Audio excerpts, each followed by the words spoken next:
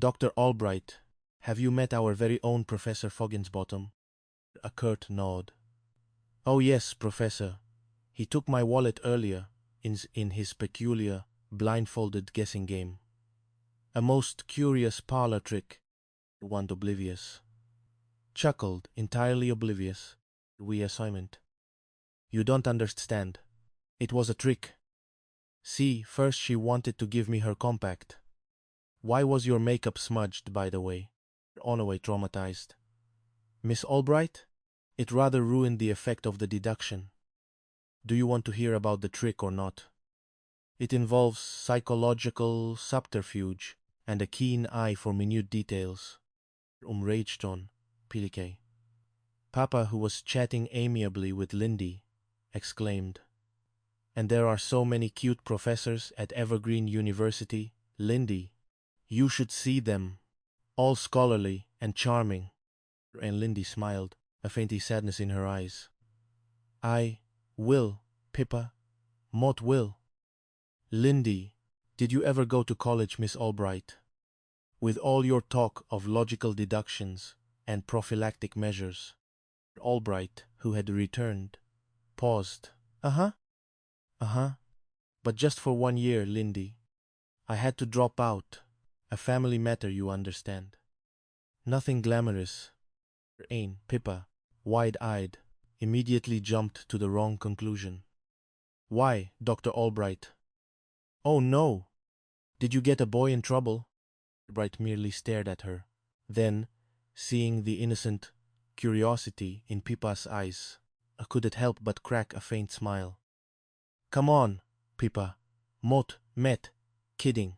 Mott, Pippa. Mott, met. Mott. Simply had to return home to assist with a rather prolonged family illness.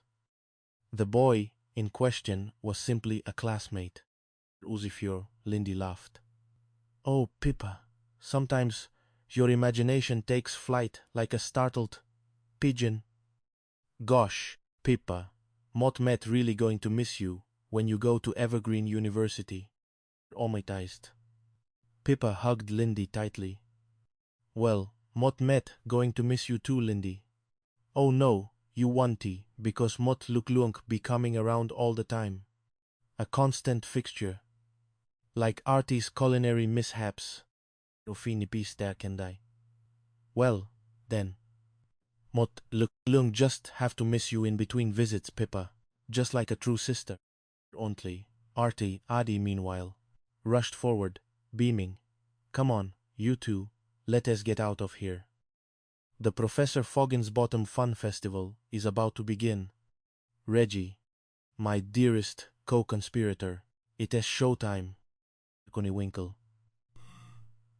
Professor gleaming with self-potent, his eyes strode to the center of the room.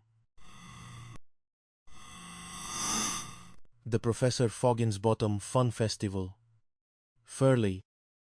All right, you folks, enough dancing to Reggie's cacophony.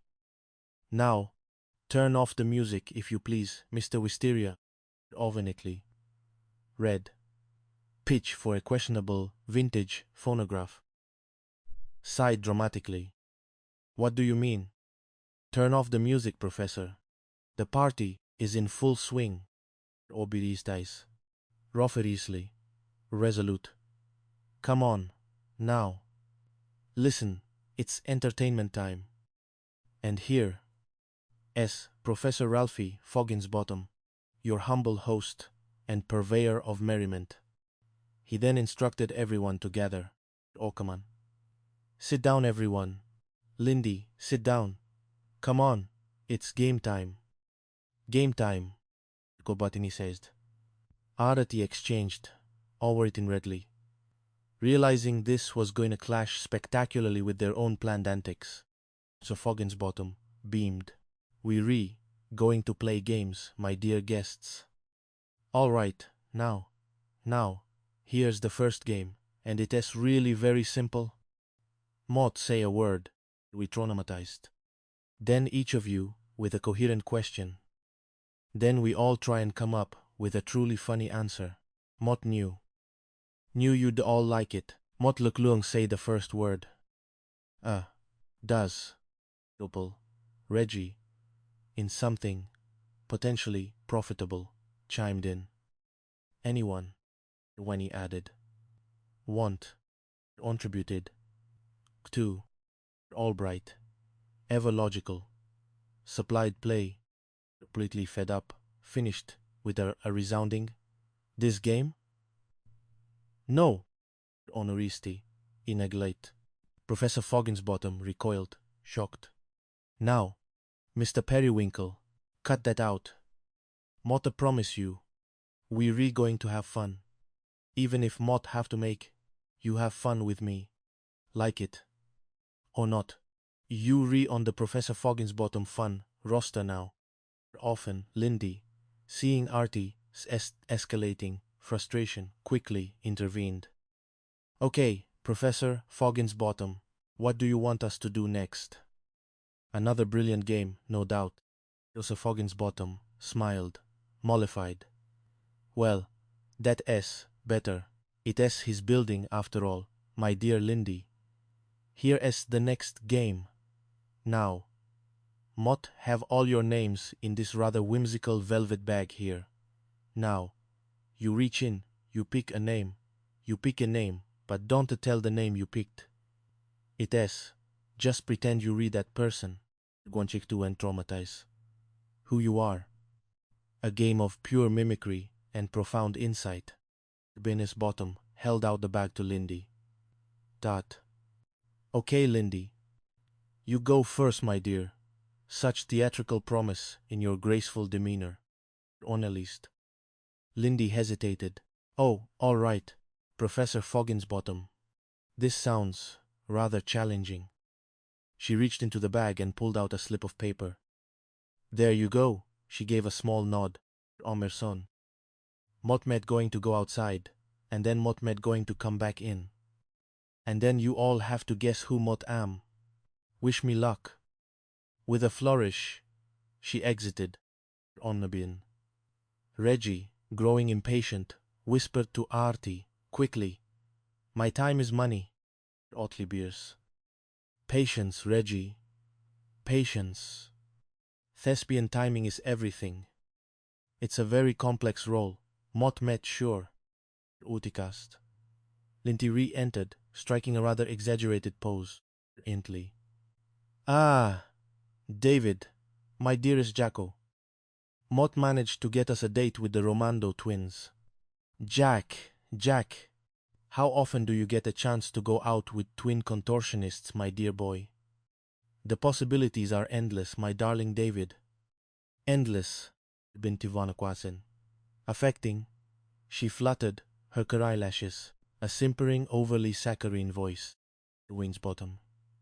Professor Fogginsbottom stroked his beard, a look of profound puzzlement on his face. Good heavens! Who is the idiot she says supposed to be? Artie merely sighed. No one you'd...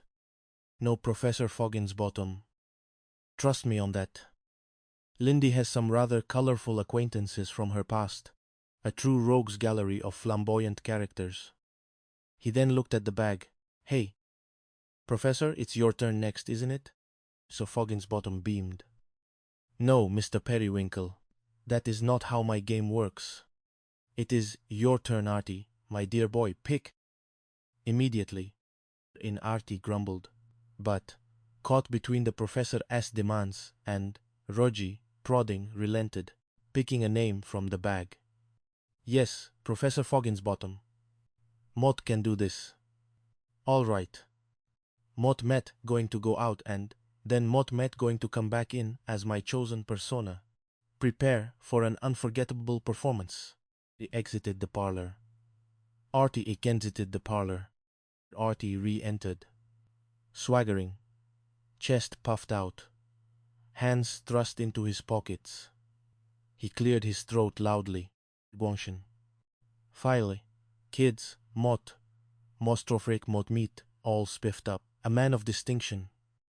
Would you not agree? Mott met going down to the big old Seabreeze Perch Senior Center to meet this real great chick. She says crazy about me, the charming scoundrel that Mott am. But then,